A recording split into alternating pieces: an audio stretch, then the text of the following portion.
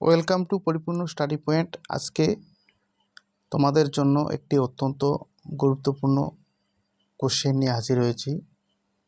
দেখো প্রিয় ছাত্রছাত্রীরা, তোমরা চাকরির জন্য প্রিপারেশন নিচ্ছ, এক একজন এক একভাবে পড়াশোনা করো, কিন্তু জিকে পড়ার একটা সিস্টেম রয়েছে। ওকে, আমরা জিকে শুধু ওয়ান লাইনার অর্থাৎ একটা করে লাইন করে যদি পড়ে পড়ে যাই, তাতে আমাদের কিন্তু খেয়াল খুব কম থাকে। তো আমরা কিভাবে পড়লে আমাদের জিকেগুলো একদম মাথার মধ্যে লাইন বাই লাইন একদম স্টক থাকবে, তার প্রসেসটি আমি আজকে দেখাবো। এটা একটা ইম্পর্টেন্ট মেথড, ঠিক আছে? তোমরা আজকে অনেকে আছো, অনেকে বিভিন্ন ধরনের বিভিন্নভাবে পড়াশোনা করো, কিন্তু তোমাদেরকে জিকে পড়তে গেলে একটা লাইন ধরে একটা সিস্টেমেটিক ওয়েতে পড়াশোনা করতে হবে। তো চলো আজকে আমার পদ্ধতিতে তোমরা পড়াশোনা করতে শুরু করো এবং এইভাবে প্রিপারেশান নাও, তাহলে দেখবে তোমাদের সাকসেস 100% হবে। আর দেখো ভাই, সাকসেস কিন্তু পেতে হলে তোমাদের জীবনের সুযোগ কিন্তু বারবার আসবে না, একবারই আসবে। একবারই তোমাদেরকে ঠিকঠাক প্রিপারেশান নিয়ে পরীক্ষা দিতে হবে। তো সামনে রেলের এনটিপিসি রয়েছে, তো এই এনটিপিসিতে কীভাবে পড়াশোনা করবে একটু দেখে নাও, ঠিক আছে? এটা একটা ভেরি ভেরি ইম্পর্ট্যান্ট মেথড। ওকে, তো চলো আমরা কোশ্চেনটিকে পড়ি। তো এখানে কি বলা আছে যে যোগ জলপ্রপাত কোন নদীর তীরে অবস্থিত? ওকে, তাহলে অপশন কি দেওয়া আছে? অপশন দেওয়া আছে যোগ জলপ্রপাত কোন নদীর তীরে অবস্থিত। অপশন দেওয়া আছে গোদাবরী, শতদ্রু, সরস্বতী, গঙ্গা। ওকে, এবার আমরা এই যে চারটা টপিক সম্পর্কে সুন্দরভাবে আলোচনা করব। তাহলে এই চারটা টপিক রিলেটেড যেটা কোশ্চেন আমাদের বারবার আসে, আমাদের সেই জিনিসটা যাতে খেয়াল না হারায়। ওকে, তাহলে গোদাবরী, এই গোদাবরী একে আমরা কি বলি? গোদাবরীকে আমরা বলি দক্ষিণ ভারতের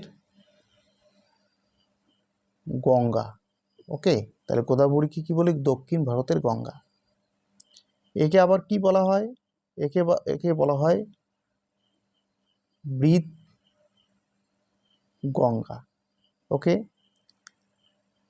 এর তীরে অবস্থিত শহরগুলি কি? এর তীরে অবস্থিত শহরগুলি হচ্ছে নাসিক, রাজমুন্ডি, নাসিক আর কি রাজমুন্ডি। ঠিক আছে, এই রাজমুন্ডিতে কি রয়েছে? তামাক রিসার্চ সেন্টার রয়েছে। কি রয়েছে? তামাক রিসার্চ সেন্টার। তাছাড়া আমরা কি পড়ব? এখানে গঙ্গা নদী সম্পর্কে পড়ি। গঙ্গা, এর দৈর্ঘ্য কত? এর দৈর্ঘ্য হচ্ছে 2525 কিমি। ওকে, গঙ্গার ডান তীরের উপনদী হলো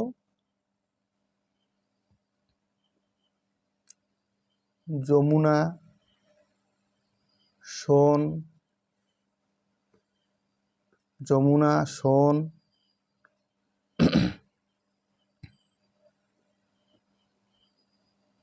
দামোদর, অজয়,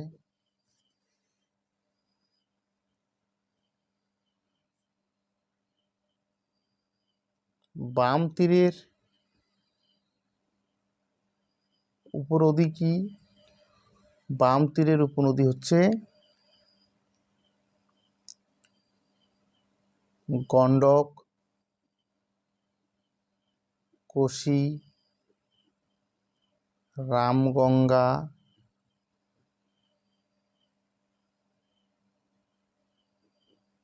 গোমতী, মহানন্দা ইত্যাদি।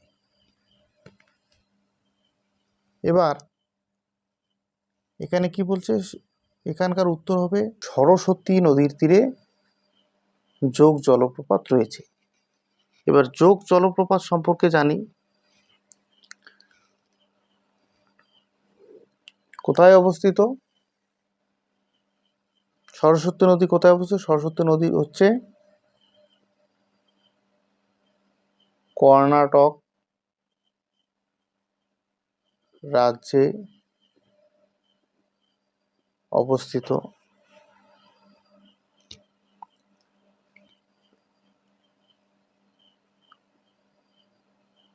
যোগ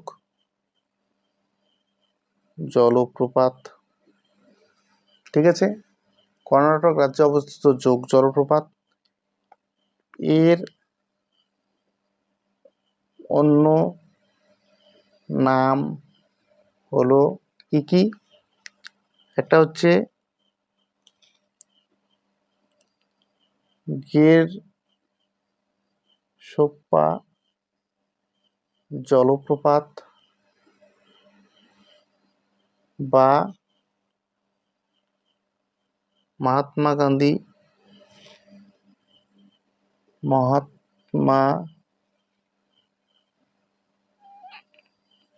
গান্ধী জলপ্রপাত,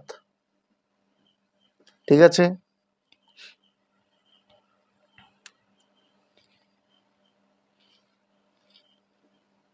এছাড়া দুধ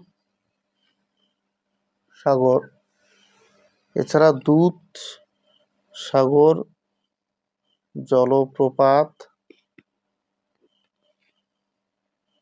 মান্ডবী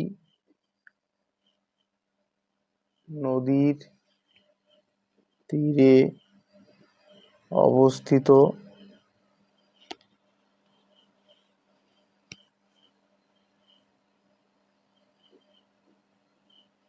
ধোঁয়াধার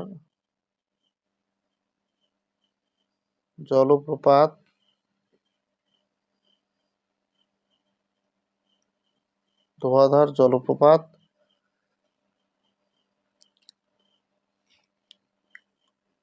নর্মদা নদীর উপর অবস্থিত। কোথায় অবস্থিত? এটা মধ্যপ্রদেশ। ওকে। এছাড়া কি রয়েছে? ভারতের নায়াগ্রা,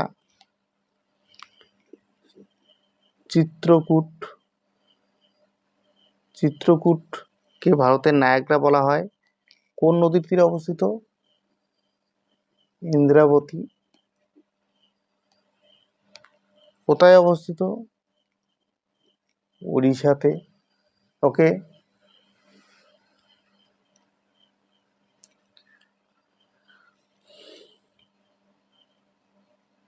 ভারতের উচ্চতম জলপ্রপাত হলো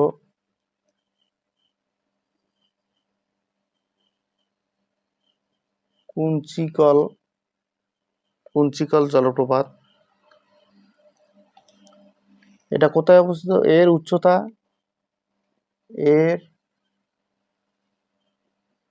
উচ্চতা হচ্ছে 455 মিটার। কোথায় অবস্থিত? কর্ণাটকে অবস্থিত। ওকে প্রিয় ছাত্রছাত্রীরা, তাহলে তোমরা জিকে কে এইভাবে পড়বে, ঠিক আছে, যাতে যে প্রশ্নটা পড়ছি তার সাথে যে আমার অপশনগুলি রয়েছে সেই অপশনগুলির ইম্পর্টেন্ট যে টপিকগুলি সেগুলিকে যাতে আমরা ভালোভাবে একদম প্র্যাকটিস করি। ওকে।